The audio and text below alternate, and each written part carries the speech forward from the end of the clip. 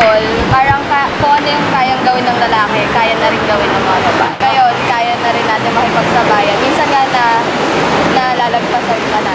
Nagkakapareho na naman din eh. Kung ano lang kayang gawin ng lalaki, kaya na rin gawin ng trabaho ng babae. Hindi rin kasi kaya trabaho na lalaki, trabaho ko rin. Pantay na ngayon. Yung magagawa nila, magagawa rin naman ng mga babae ngayon. Oo, magpasan ng bigas, di mo kaya. Ganun ba? Kaya ko tay! Nagpapasan ako noon, sako-sako, palay pa. Kahit babae, katangahan din kami maghahanap buhay at makatulong sa aming asawa. Ano na ako, mag-iisang nanay, umpisa. Lima yung anak ko, ako lang nagpapanapit. Sa tulang pamilya, bahay nanay pa rin kami.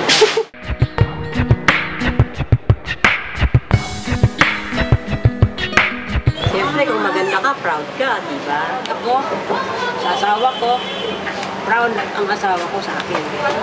Kaya naman nila, kaya rin ng babae. Kaya sa babae, lahat na ibibigay. Girls, parang more hardworking sa paggawa. Lady, not a woman, as a lady. At saka, proud ko sa puso ko nga makitao ako. Ang mga babae, mahalin, hindi saktan. Ang mga trabaho sa lalaki, pwede gawin ng babae. Ang babae naman, trabaho babae, pwede naman gawa sa lalaki. Sa ngayong panahon, wala na parang imposible. Para lang magtulungan lang kayo. Kung madiskarte ako po eh. Maski kung trabaho sa lalaki, pwede ko yung sabuhin. Ako bilang babae. Matrabaho ko rin. Para lang mabuhay ako.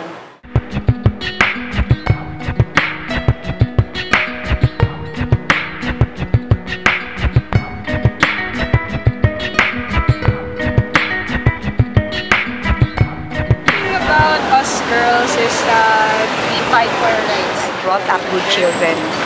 Siyempre, pag ikaw nag-raise ka ng human being na beneficial sa society at saka mapagmamalaki mo, you're more than anyone else.